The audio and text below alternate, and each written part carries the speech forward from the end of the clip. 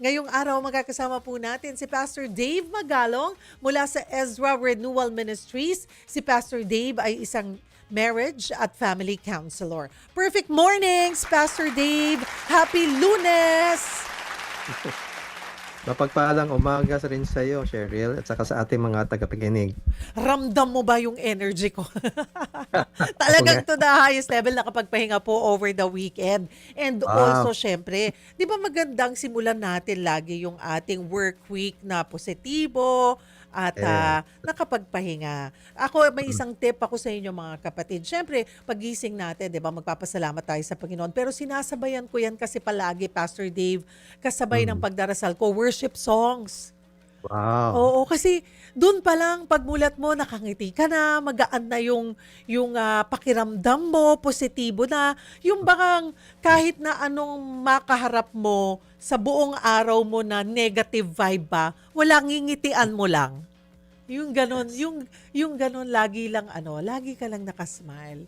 'Di ba? Yes. Nakakatanda yun, nakakapangit mga kapatid pag nagpapaapekto ka sa mga negative vibes, 'di ba? Yes. Magkasama naman kay ni Lord the whole day ay gagabayan ka niya at poprotektahan ka. Yun ang masarap na pakiramdam.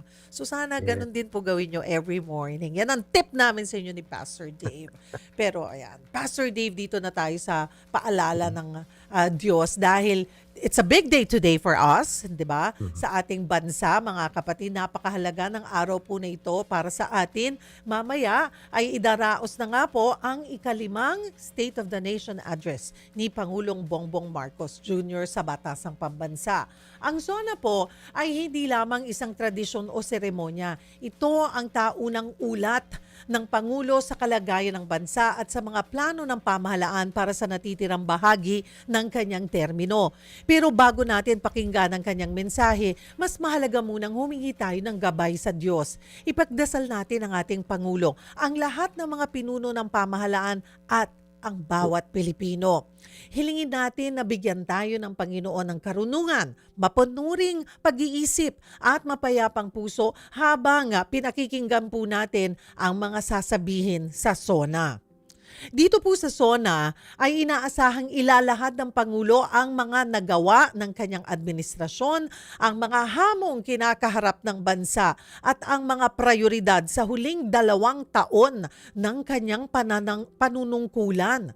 Kung matatandaan po natin, sa nakaraang SONA, isa sa mga pinakatumatak yung kanyang matinding panawagan laban sa korupsyon, ang linyang mahiya naman kayo na tumutukoy sa mga umano'y irregularidad sa mga flood control projects. Kaya ngayon, isa sa mga malaking aabangan for sure nating lahat ay ang ulat kung ano yung mga naging hakbang ng pamahalaan laban sa korupsyon at kung paano tinitiyak na may pananagutan ang mga lumalabag sa tiwala ng bayan. Pero higit pa po rito, marami ring umaasang maririnig yung mga konkretong plano ng pamahalaan sa mga isyong direktang nararamdaman ng mga Pilipino. Kabilang dyan, yung patuloy na pagtaas ng presyo ng langis dahil sa mga tensyon sa Middle East na nakakaapekto rin sa presyo ng mga bilihin at pamasahe. Inaasahan din na matatalakay ang mga hakbang ng pamahalaan sa pagpapalakas ng ekonomiya, paglikha ng trabaho, paghahanda sa mga kalamidad at pagtulong sa mga pinakanangangailangan. At hindi rin mawawala sa pansin ang mga nangyayari sa West Philippine Sea. Hindi ho ba kamakailan lamang muling nagkaroon ng insidente kung saan nagkaharap ang mga sasakyan dagat ng Pilipinas at China at naglabas pa ang isang Chinese state media ng AI-generated video na maraming Pilipino ang tingin ay mapanukso at nakakababa ng dangal ng ating bansa. Kaya isa rin ito sa mga paksang inaabangan ng marami kung ano ang magiging mensahe ng Pangulo tungkol sa pagtatanggol sa soberanya ng Pilipinas at sa kapayapaan sa rehiyon. Kaya tututukan po natin ang ikalimang SONA ni Pangulong Bongbong Marcos mamaya 4:00 po ng hapon yan. At pero higit po sa lahat bilang mga Kristiyano, huwag nating kalimutang ipanalangin nga po. Hindi lamang ang mga pinuno ng bansa, kundi pati ang mga sarili na anuman ang ating pananaw o paniniwala, manatili tayong naghahanap ng katotohanan, nagmamahal sa bayan at nagtitiwala sa Diyos na siya pa rin ang pinakamataas na namamahala sa bawat bansa. Pag-usapan po natin ang SONA at ang paalala ng Diyos. Lahat tayo may kanya-kanya po tayong hinihintay o gustong marinig mula sa sasabihin ng Pangulo mamaya. Kayo, Pastor Dave, ano ba yung inaabangan mong tatalakayin ng Pangulo mamaya po sa kanyang SONA? Well, tulad ng sinabi mo, inaasahan ko na bamagatin ng Pangulo ang mga bagay na inaasahan ng mga pangkaraniwang Pilipino, Mhm. ang pananagutan para sa mga may sala sa mga di umano'y ilegalidad sa mga proyekto para sa flood control, mas mababang presyo ng mga pangunahing bilhin, mas mataas na sahod para sa mga manggagawa, at mas malakas na suporta ng pamahalaan para sa mga manggagawa at mga kapuspalad na Pilipino. Tulad ng inutos ng Diyos, no, bilang hukom na sa lahat ng mga namumuno sa bayan, dito sa mababasa natin sa mga awit o salmo, chapter 82, verse 3 to 4. Ito pa yung dito nilarawan kasi ang Diyos na bilang punong hukom Mhm. na nagsumusuri doon sa mga namumuno sa bayan ng Israel. Ito yung sinabi dito sa salmo na ito. Sinabi niya, ito ang Diyos nagsasalita, sinabi niya sa kanila, hanggang kailan kayo hahatol ng hindi tama? Hanggang kailan ninyo papaboran ang masasama? Bigyan ninyo ng katarungan ng mga dukha at ulila, ipagtanggol ninyo ang karapatan ng mga mahihirap at inaapi. Iligtas ninyo ang mahihina at mga nangangailangan mula sa kamay ng mga masasama. Mhm. At syempre kasama dito sa tinutukoy na masama ay ang mga nag-aabuso sa kanilang kapangyarihan at nagsasamantala sa taong bayan. Mhm. At dito po sa ating Biblia, Pastor Dave, may Mm. maihahalin tulad po ba tayong kwento ng mga Mm. namumuno na parang nagbibigay din po ng SONA? Ay meron. Mhm. Bukod tangi actually ay yung aklat ni Nehemias sa lumang tipan ng Biblia na naglalaman ng ulat ni Gobernador Nehemias bilang kanyang sona ng kanyang mga ginawa para sa bayang Huda. Kasama dito sa kanyang sona ay kung paano niya pinalano, pinaghandaan at pinangunahan ang muling pagpapatayo ng mga pader ng lungsod ng Jerusalem, ang kabisera ng bayan, bilang pagbibigay seguridad sa taong bayan na matagal na nakabalik dito mula sa 70 taon na pagpapatapon sa Babylonia, kung paano natapos ang proyekto na ito sa loob lamang ng 52 araw sa kabila ng matinding mga banta at oposisyon ng mga karatig bansa laban sa kanila, ang kanyang pagtatanggol at pagbibigay hustisya sa mga mahihirap laban sa mapang-abusong sistema ng pagpapatubo sa mga kautangan at pang-agaw sa kanilang mga kalupaan, ari-arian at mga anak. Kung paano niya sinakripisyo at tinagihan ang sarili niyang mga pribilehiyo sa rasyon ng pagkain at diskwento sa buwis na nararapat lamang sa kanya bilang gobernador sa loob ng 12 taon na kanyang panunungkulan, at pati ang hindi niya pagbili ng sariling lupain upang hindi makadagdag sa pasanin ng taong bayan.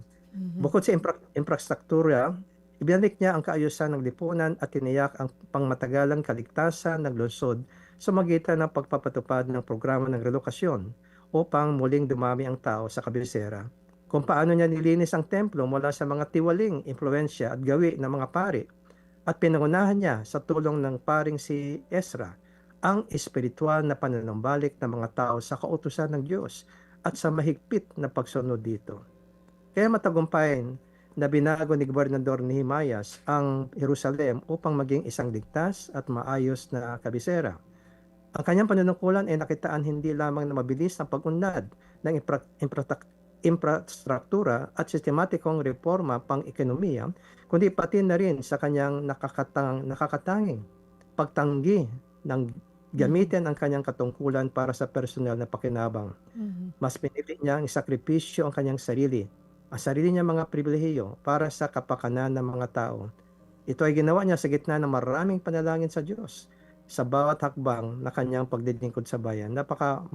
Mapanalingin din ito ni Nehemias, no? Isang Mhm. halimbawa dito ang babasa natin sa Nehemiah chapter 5 verse 19. Sabi niya rito, alalahanin mo ako, Diyos, sa lahat ng aking ginawa, alang-alang sa sambayanang ito. Mhm. Napakagandang halimbawa po, Pastor Dave, ni Nehemias ng isang Hmm, leader na ang SONA ay hindi lamang nandoong nasa mga salita, 'di ba? hmm, Kundi nasa mga gawa. Yun yung yes. sinabi niyo nga, ipinakita niya yung tunay na pamumuno ay Hmm, may malinaw na plano, integridad, yung hmm, malasakit sa mahihirap at higit sa lahat, pagdepende sa Panginoon. hmm. Napakahalagang bagay po yun. Pero gaya po ng mga kwento sa Biblia, Pastor Dave, gaano kalaga sa isang leader na nilalatag yung mga plano at solusyon sa kanyang nasasakupan? Talagang pinapahalagahan po ng salita ng Diyos yan. Makikita natin sa mga Kawikaan chapter 21 verse 5. Sabi rito, ang gawaing plenanong mabuti at pinagsikapan ay patungo sa kaunlaran, ngunit ang gawaing padalos-dalos ay maghahatid ng karalitaan. Batay sa halimbawa na pinakita ni Gobernador Nehemias, ayon sa kanyang SONA na mababasa sa aklat ni Nehemias, ito matutunto natin tungkol sa pagiging isang leader. Una-una, ang isang mahusay na leader ay hindi nagpapadalos-dalos o nangangako ng walang basehan. Kumukuha muna siya ng sapat na impormasyon at inaalam ang ugat ng problema at bumubuo ng makatotohanang solusyon bago kumilos. Ang tamang pagpaplano ay pumipigil sa pag-aaksaya ng oras at yaman ng bayan. Ito makikita to kay Nehemias. Pangalawa, ang pinakamagandang plano ay mabibigo kung walang maayos na delegasyon at pagpapatupad. Dapat marunong ang leader na mag-organisa ng kanyang mga tao, magbigay ng malinaw na direksyon at mabilis na tumugon sa mga biglang krisis nang hindi nawawala sa focus.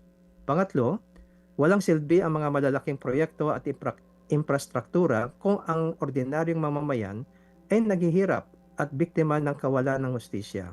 Mhm. Pinapakita nito na sa pagpapatupad ng anumang plano, ang kapakanan ng tao ang dapat laging nangunguna. Mhm. Yan ang pinakita ng liderato ni Nehemias. Ano po yung papel naman nating taong bayan sa mga isyu ng bayan? Kasi kadalasan, di ba, Pastor Dave, laging baka minsan nakakalimot tayo or yung nagiging emotional tayo masyado na iniisip natin ang may kasalanan ng lahat yung mga namumuno. 'Di ba? Mm, Lahat tuwing may hindi nangyayaring maganda, hindi natin minsan tinitignan yung kabuuan, yung pangmalakihang picture. Laging laging yung blaming, no, mm, laging napupunta sa pamahalaan. I'm not saying, mga kapatid, na wala pong kinalaman, na bakit natin pinupuna na walang kasalanan ng pamahalaan, hindi po 'yon. But we also have mm. our role, 'di ba? So ano po ang papel ng taong bayan sa mga issue ng bayan, Pastor Dave? Well, maganda nga dito sa ulat ni Nehemias, malinaw na pinakita na kahit gaano kahusay ang isang leader, hindi makakamit ang tagumpay kung walang aktibong pagkilos at pakikiisa ng mga ordinaryong mamamayan. Ang muling pagpatayo ng pader ng Jerusalem sa loob lamang ng 52 araw, Mhm. napakabilis nun, Mhm. ay hindi himala ng isang tao, kundi bunga ng sama-samang galaw ng bayan kasi ang daming tumulong dito. Ito ang matutunan natin sa pag-uulat na sa aklat ni Nehemias tungkol sa tungkulin naman ng taong bayan. Unang-una, doon natin makikita na bago natin asahan na malutas ang malalaking problema ng bansa, tungkulin ng bawat mamamayan na ayusin ang sarili nilang komunidad, Mhm. pamilya, kapaligiran. Kung gagawin ng bawat isa ang kanilang maliit na bahagi, mabubuo ang pangkalahatang solusyon. Pangalawa, sa pagharap sa krisis ng bansa, walang puwang ang pagiging tamad o ang pag-asa na lamang sa pamahalaan. Tungkulin ng bawat sektor ng lipunan, mayaman man o mahirap, anuman ang propesyon o kasarian, na ibigay ang kanilang oras, kakayahan at lakas para sa bayan. Pangatlo, tungkulin ng mamamayan na maging mapagbantay at punahin ang mga maling sistema lalo na kung may naapi. Ang pananahimik sa gitna ng pang-aabuso ay pumipigil sa tunay na pag-unlad ng isang bansa. Pang-apat, dapat disiplinado ang mga mamayan at handang ipagtanggol ang bayan mula sa panlabas at panloob na banta tulad ng paglilinlang, pananakop o pansasamantala ng mga dayuhan sa atin. Nangangailang ito na mataas na antas ng pagmamasid at pag-iingat. Panglima, ang pisikal na pag-unlad tulad ng infrastruktura at ekonomiya ay walang saysay kung bulok at ang moralidad ng mga tao at walang takot sa Diyos. Tungkulin ng mamamayan na patuloy na ayusin ang kanilang pag-uugali, sumunod sa batas, gawin lagi ang tama at mabuti, mahalin ang kapwa, at panatiliin ang matuwid na pamumuhay sa loob at labas ng tahanan upang maging matatag ang pundasyon ng bansa. Lahat ito makikita natin sa ulat ni Nehemiah. At sana po ay bawat po sa atin, itong mga sinabi po ni Pastor Dave ay maging paalala. Ayun nga po, syempre kailangan nating bantayan kung paano magtrabaho ang namumuno po ang ating mga leader. Pero wag din nating kalimutan nga na mayroon tayong role na ang pagbabago ng bansa ay nagsisimula sa ating sariling tahanan at komunidad. Siguro Pastor Dave, ano po ang mensahe natin sa mga Pilipinong makikinig sa SONA mamaya ng Pangulo? Siguro habang nakikinig ng State of the Nation address ni Pangulong Bongbong Marcos mamaya, napakahalagang pakinggan ang talumpati ng may bukas na isipan at mapanuring pananaw. Ang pinakamahalaga sa lahat ay ang sukatin ang pagsasakatuparan, hindi lamang ang mga intensyon. Balikan ang mga pangakong binitawan sa kanyang mga nakaraang SONA. Natupad ba ang mga hangarin at plano na nabanggit? Bigyan pansin hindi lamang ang mga sinabi, kundi pati na rin ang mga hindi sinabi. Mayroon bang malinaw na ulat sa pananagutan ng gobyerno at mga hakbang upang buwagin ang sistematikong korupsyon sa mga ahensya ng pamahalaan na siyang pangunahing sanhi ng paghihirap ng bayan? Timbangin ang ulat ng administrasyon tungkol sa mga datos na pang-ekonomiya laban sa pang-araw-araw na gasto sa pamumuhay, ang presyo ng bigas, inflation rates, pamasahe, at kasapatan ng sahod. Tulad ni Nehemiah na tinugunan ang daing ng mga nagugutom na manggagawa at ang pang-api sa kanila, dapat tiyakin ng isang matagumpay na gobyerno na ang pag-unlad ng ekonomiya ay hindi nang iiwan sa mga ordinaryong mga manggagawa. At kung may nakita man tayong kakulangan sa SONA, sa halip ng papadala tayo sa galit, na hindi na makapagbago ng ating kalagayan, lalo nating dapat ipanalangin ng Pangulo na pakalooban siya ng Diyos ng kakumbabaan, ng isang puso na mahigit pang malasakit para sa taong bayan, takot sa Diyos. Pigilan ng Diyos ang anumang plano para sa pansariling interes lamang at pagkalooban siya ng higit pang dunong sa pagtupad ng kanyang mga tungkulin na naayon sa kalooban ng Diyos. Tulad ng inutos sa atin ng salita ng Diyos sa unang Timoteo chapter 2, verse 2 to 3. Mababasa natin dito, sabi ito, ipanalangin ninyo ang mga hari o pinuno ng bayan at mga may kapangyarihan upang makapamuhay tayo ng tahimik at mapayapa, may takot sa Diyos at marangal. Mabuti ito at nakakalugod sa Diyos na ating tagapagligtas.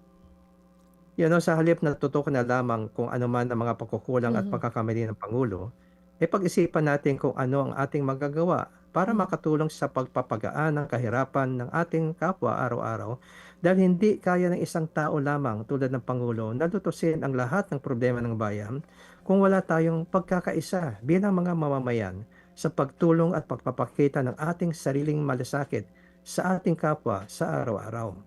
Kaya mababasa rin natin ito sa sulat ni Pablo sa mga taga-Galacia, chapter 6, verse 9 to 10. Sabi rito, kaya huwag tayong magsasawa sa paggawa ng mabuti. Dahil sa tamang panahon, matatanggap natin ang ating gantimpala kung hindi tayo susuko. Kaya nga, sa tuwing may pagkakataon, gumawa tayo ng kabutihan sa lahat ng tao, lalo na sa mga kapatid natin sa pananampalataya.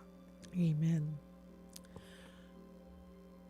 Mga kapatid, sa tuwing may SONA, madalas po yung tanong natin ay ano ang gagawin ng Pangulo para sa bansa? Hindi po ba?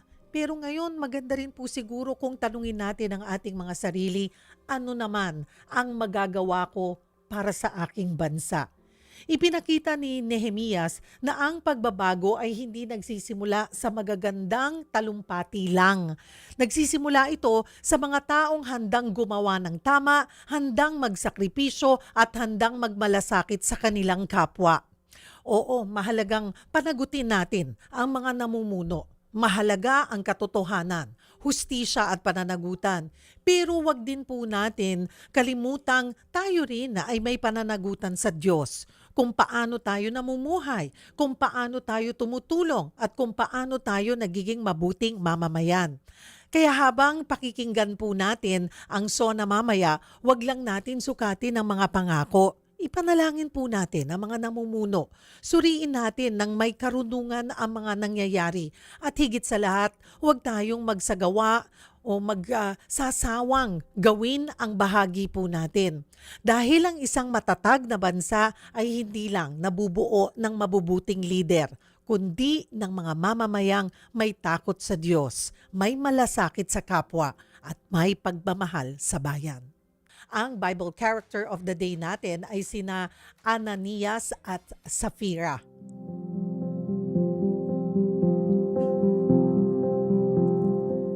Matatagpuan ang kwento ng mag-asawang Ananias at Sapphira sa libro ng Acts, chapter 5. Noong panahon po nila, nagkakaisa ang mananampalataya.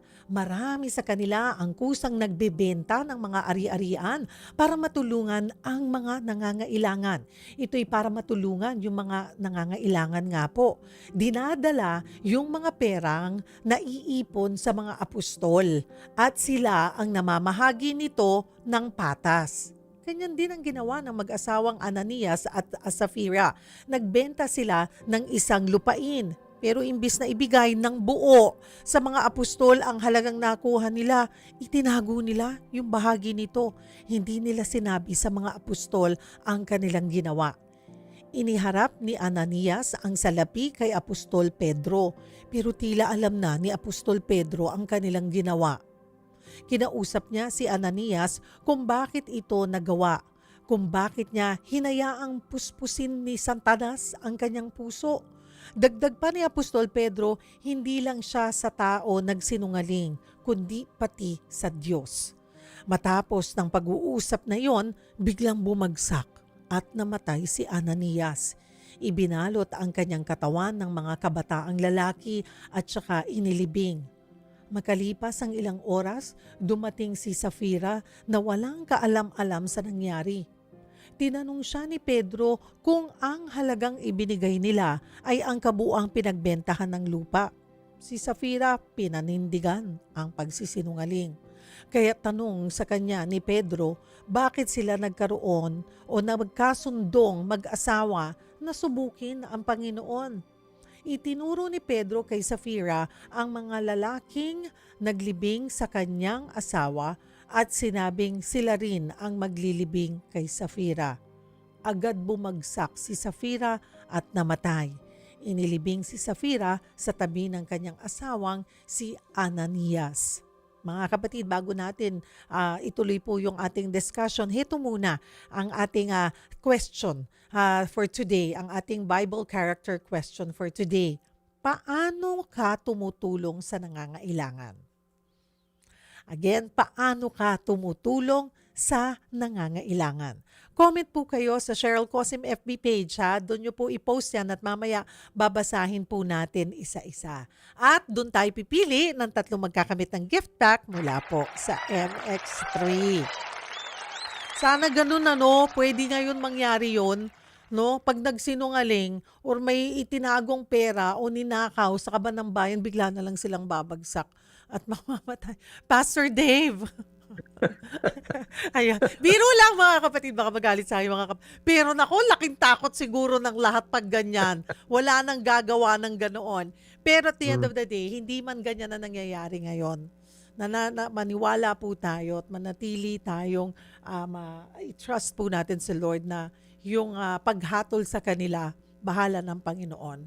Hindi man po siguro natin nakikita or mararamdaman, pero wag po tayong mawalan o masiraan ng kalooban na hindi sila mananagot sa Panginoon dahil magkikita sila ni Lord, mga kapatid. So, Pastor David, pero gusto ko yon maidasal nga kay Lord yun. Lord, pabagsakin mo na lang sila ng ganun. Sigurado wala nang magnanakot. Matatakot yung mga yan. Pero yun nga po, Pastor Dave, puntahan natin yung hindi naman kasalanan yung magtabi ng pera, ng parte ng kanilang pera, diba? Pero ano po ba talaga yung naging pagkakamali ni na Ananias at Safira? Mas paintindi nyo nga po sa amin. Tama yun, no? Ang kanilang pagkakasala ay hindi nga ang pagtabi ng pera kasi sa kanilang pera man yun, no? Mm. Na kanilang pinagkakitaan sa pagbenta ng kanilang property, kundi ang pagpapakunwari at paglilinlang nila sa kapwa Kristiyano sa pamamagitan ng pagbibigay impresyon sa mga tao na binigay nila lahat ng kinita nila mula sa pagbenta ng kanilang mga pag-aari para pagtulong sa mahihirap nilang mga kapatid sa Panginoon. Tinago nila ang karupukan ng kanilang mga puso sa likod ng anyo ng pagsasakripisyo para sa kapwa upang makuha ang pag-aproba ng tao. Ang Diyos ay hindi tumitingin sa laki ng ating pagbibigay, kundi sa motibo ng ating puso. Hindi niya sinusukat ang ating pag-ibig at katapatan sa kung gaano kalaki ang ating ibinibigay, kundi kung gaano kalaki ang ating sinuko alang-alang sa Panginoon. Mhm. Amen. Siguro, kung naging honest lang sila, kasi doon tinago kasi nila eh. Baka naiba yung kwentong ito, no? Kung naging honest sila na, opo, kasi tinanong naman sila eh, binigyan sila ng pagkakataon na sumagot ng tama. Pero pinanindigan doon. Doon, yun yung naging issue doon mga kapit. Pero bakit po kaya madaling matukso ang tao sa pera, no? Pastor Dave, at pagkukunwari, paano natin ito malalabanan po? Well, ito ay dahil sa malimit na nilalagay ng tao ang kanyang seguridad sa pera sa halip Mhm. na sa Diyos. Mhm. Ito ay malimit na naghatid sa tao ng pakasira na kanyang moralidad at pagbabaluktot ng pag-uugali tulad na nangyari kay Ananias at Safira. Mabasa natin sa mga Salmo, chapter 52 verse 7, ang salitang ito. Tingnan ninyo ang taong hindi nananalig sa Diyos bilang matibay niyang kanlungan, sa halip nagtitiwala lang sa kanyang masaganang kayamanan at patindi ng patindi ang kanyang kasamaan. Pag tayo ay sa pera tumitingin lagi, na doon natin nilagay ating seguridad, masisira talaga yung ating pag-uugali. Kasi mas papalaga natin ang pera kaysa sa tamang pakikitungo sa ating kapwa o higit pa natin ang pahalagaan ng pera kaysa sa pagpapahalaga natin sa ating kapwa at higit sa lahat sa Diyos. No? Mababasa rin natin sa Kawikaan, chapter 11, verse 28. Sabi rito, mabibigo ang taong nagtitiwala sa kanyang kayamanan, ngunit ang taong matuwid ay lalago na parang sariwang halaman. So ang mga matutuwid na tao, dahil hindi sila nagtitiwala sa kayamanan, mas marami sila nagagawa ng kabutihan. In fact, ito yung sekreto ng pagiging matuwid ni Job. No? Ano yung isa sa mga bagay na naging dahilan ko? Bakit naging matuwid ang pamumuhay at karakter ni Job? Ito yung mababasa natin sa Job 31, verse 24. Ito yung sabi ni Job, hindi ako nagtiwala sa aking kayamanan o nag-isip man ng mag-isip man na magbibigay ito sa akin ng katiyakan. So, hindi siya tumitingin sa pera, sa Diyos lang siya eh. Kaya naging matuwid ang kanyang pamumuhay. Dahil ang buong tiwala niya ay laging nasa Diyos. So ang tanong, paano natin malalabanan ang tukso sa pera? Well, number one, magkikita natin sa salita ng Diyos, pag-aralan ang maging kontento at manalig sa Diyos bilang iyong tanging seguridad sa buhay. Mababasa natin yan sa mga sulat sa mga Hebrew. Chapter 13 verse 5. Ito ating mababasa. Iwasan niyo ang pagiging sakim sa salapi. Maging kontento kayo sa kung anumang ang nasa inyo, sapagkat sinabi ng Diyos, hindi ko kayo iiwan ni pababayaan man. Ang Diyos pa rin ang ating seguridad. Pangalawa, makikita natin sa sulat sa ng mga ngaral, chapter 5 verse 10 and verse 12, ang mga katagang ito. Sabi rito, ang taong maibigin sa pera at iba pang kayamanan, kailanmay ay hindi masisiyahan. Wala ring itong kabuluhan, sabi ni Solomon. Haring Solomon po sumulat nito, no, na napakayaman. No? Sabi niya, walang kabuluhan ito.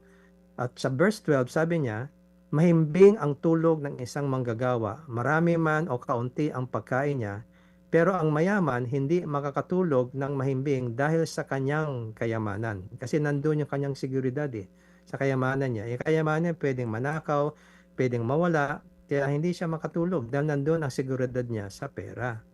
Sa Salmo naman, 127 verse 2, ito yung ating mababasa, walang kabuluhan ang pagising ng maaga at pagtulog ng gabing-gabi na sa ipagtatrabaho upang may makain. Dahil ang Panginoon ay nagbibigay ng mga pangailangan na kanyang mga minamahal kahit sila'y tulog. So hindi yon sa paghahabol sa pera, kundi yung ating pagsunod sa Diyos at ating pagbibigay ng parangal sa Kanya sa ating araw-araw na buhay. Number 2, para maiwasan natin to, maging mapagbigay sa mga nangangailangan bilang pamumuhunan sa buhay na tunay na darating. Okay? Pamumuhunan sa buhay na tunay na buhay na darating. Babasa natin sa unang Timoteo chapter 6 verse 17 to 19. Itong mga paalala ni Pablo kay Timoteo. Sabi rito, sabihin mo sa mga mayayaman sa mundong ito na huwag silang maging mayabang o umasa sa kayamanan nilang madaling mawala. Sa halip, umasa sila sa Diyos, hindi sa kanilang kayamanan, na nagkakaloob sa atin ng lahat ng bagay na ikasisiyan natin. Turuan mo silang gumawa ng mabuti, maging mayaman sa mabubuting gawa, at mapagbigay at matulungin sa kapwa. Sa gayon, makakapag-ipon sila ng kayamanang magiging matatag na pundasyon sa kanilang hinaharap at matatamon nila ang tunay na buhay. So nag-i-invest in the long term, sa future, sa pagdating ng, siyempre, ating paglisan sa mundong ito, sa buhay na walang hanggan, mas malaki ang ating kayamanan doon dahil inipon natin dito. Amen. Hindi masama yung magkaroon ng pera, mga kapatid, Pastor Dave. Ang tanong ay, ano yung pinagtitiwalaan ng puso natin? Yung kapag Diyos ang ating seguridad at mas madali tayong mamuhay ng may kapayapaan, diba? Katapatan, pagiging kontento at pagiging mapagbigay. Yes, tama. Dito po sa kwentong ito, Pastor Dave, makikita yung pagtutulungan ng mga nananampalataya. Gaano po kahalaga sa Panginoon ang pagbabahagi sa mga nangangailangan? Maganda yan, no?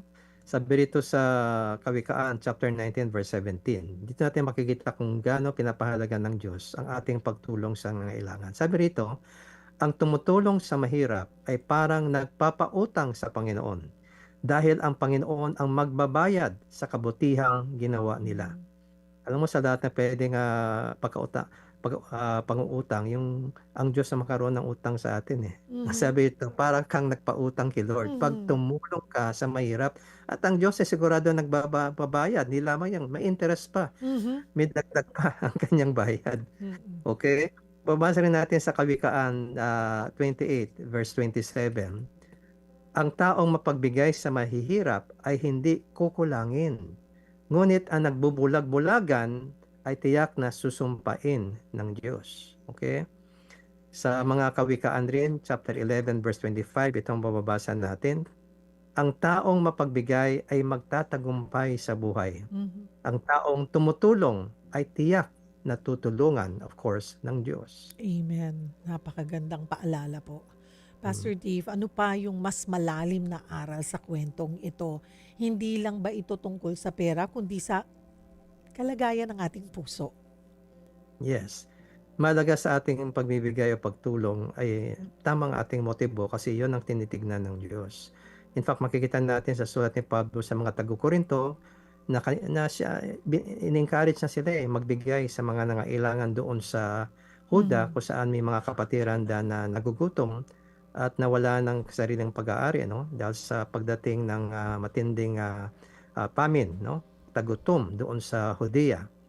So si Pablo ang nagre-raise ng funds para tulungan yung mga kapatiran doon naghihirap. So sabi niya dito sa mga taga-Korinto na isang mayamang iglesia, sabi niya sa sulat niya sa mga pangalawang sulat niya sa taga-Korinto, chapter 9 verse 7. Ito yung sabi niya, ang bawat isa sa inyo ay magbigay ng ayon sa sariling kapasihan, nang walang pag-aatubili at hindi sa pilitan, dahil mahal ng Diyos ang mga nagbibigay ng may kagalakan. Okay? Sa sulat niya rin dito, ganun pa ring sulat, chapter 8 verse 12, ito yung sinabi niya, sapagkat kung kusang loob ang inyong pagbibigay, tatanggapin ng Diyos ang anumang makakayanan ninyo. Mhm. Hindi niya kayo pinagbibigay ng hindi ninyo kaya. Mhm. Mahalaga yung bukal sa loob, okay, Mhm. yung pagbibigay natin. At makita rin natin sa kanyang unang sulat sa mga taga-Korinto chapter 4 verse 5, sabi rito, pagdating ng Panginoon, ilalantad niya ang lahat ng mga pinakatagong lihim at mga pagnanasa ng bawat isa. At sa panahon yon, tatanggapin ng bawat isa ang papuri mula sa Diyos. Amen. So in other words, yung sa huli, sa araw ng paghukom, at titignan ng Diyos yung nasa puso mo, yung Mhm. nakakatagong lihim ng puso mo, Mhm. titignan ng Diyos sa lahat ng ginawa mo sa mundong ito. Mhm. Mhm. Marami diyan na nagbibigay oo, milyon-milyon, 'di ba? Pinangangalandakan. Pero ano ba talaga yung nasa puso nila? Talagang bukal ba 'yon? As to dun ko kumpara natin sa sigurong isang kapos, pero alam niyang mas nangangailangan sa kanya ay hindi niya Mm. iniisip yung sarili pero share pa rin whatever blessings na mayroon. Abi, mas ma-appreciate po yun ng Panginoon. Pero balikan ko yung istorya doon sa bigla na lang silang namatay, Pastor Dave, dito sa ating istorya. Bakit po kaya ganun napakabigat ng naging parusa sa mag-asawa? Ano po yung gustong ituro ng Diyos sa pamamagitan nito? Napakahalagang tanong yan. Mm. Alam mo, itong mag-asawang to, sila kasi ang unang nagtanim ng maling halimbawa na maaring tularan ng iba. Mhm. Mas mabigat ang parusa ng Diyos sa mga nangunguna sa pagbibigay ng dahilan o tukso para magkasala ang ibang tao. Kaya tignan mo ang demonyo, di ba? Ang una nakasala, Satanas. Walang kaligtasan pinalano ang Diyos para sa kanya. Kasi siya nagpasimula ng kasalanan eh. Yung tao na nadala sa pagkakasala dahil sa kanyang panunukso ay pinangakuan ng kaligtasan. Pero ang demonyo walang pag-asa. Okay? Kasi siya nagpasimula ng maling halimbawa. So dito sa Mateo chapter 18 verse 6 to 7, dito pinapaliwanag ng Panginoon ang kapanagutan ng mga nagiging dahilan ng pagkakasala ng ibang tao. O tinatawag natin ng mga katitisuran, okay, stumbling blocks. Sa Mateo chapter 18 verse 6 to 7, ito yung babasa natin, ito yung sinabi ng Panginoong Hesus. Sabi niya, mas mabuti pa ang isang tao ang siya'y bitinin sa liig ng isang malaking gilingang bato at ihulog sa kailaliman ng dagat kaysa siya'y maging sanhi ng pagkakasala ng isa sa mamaliit na ito na nanampalataya sa akin. Kahabag-habag ang daigdig sa dami ng mga tuksong nagiging sanhi ng pagkakasala. Hindi nga maiwasan ang pagdating ng tukso, ngunit kakilakilabot ang sasapitan ng taong pinanggagalingan nito o nagpakita ng maling halimbawa na nagikayat sa iba na sundin ang isang kamalian. Mga kapatid, madalas sa akala po natin ang kwento ni na Ananias at Safira ay tungkol lang sa pera. Pero sa totoo lang, tungkol ito sa kalagayan ng puso. Hindi sila pinarusahan dahil nagtabi sila ng pera. Ang mas mabigat nilang pagkakamali ay ang pagkukunwari, ang pagnanais na magmukhang tapat at mapagbigay sa harap ng tao kahit hindi naman totoo. At kung iisipin natin, napaka-napapanahon ng kwentong ito sa panahon po ng social media. Madaling ipakita ang mabuti natin, di po ba? Madaling magmukhang mapagbigay, mabait o matuwid. Pero hindi ang panlabas ang tinitignan po ng Diyos. Ang tinitignan niya ay ang ating puso. Paalala rin ito sa lahat, sa mga namumuno, sa mga naglilingkod at sa ating mga ordinaryong mamamayan. Ang integridad ay hindi nasusukat sa sinasabi natin o sa ipinapakita natin. Nasusukat ito sa kung sino tayo kahit walang nakakakita. Kaya ngayon, tanungin po natin ang ating sarili. Tapat ba ako sa Diyos? Ang pagtulong ko ba ay para sa Kanya o para makita ng iba? Dahil sa huli, hindi ang papuri ng tao ang mahalaga. Ang mas mahalaga po ay ang masabi ng Diyos na ang ating puso ay tapat sa Kanya.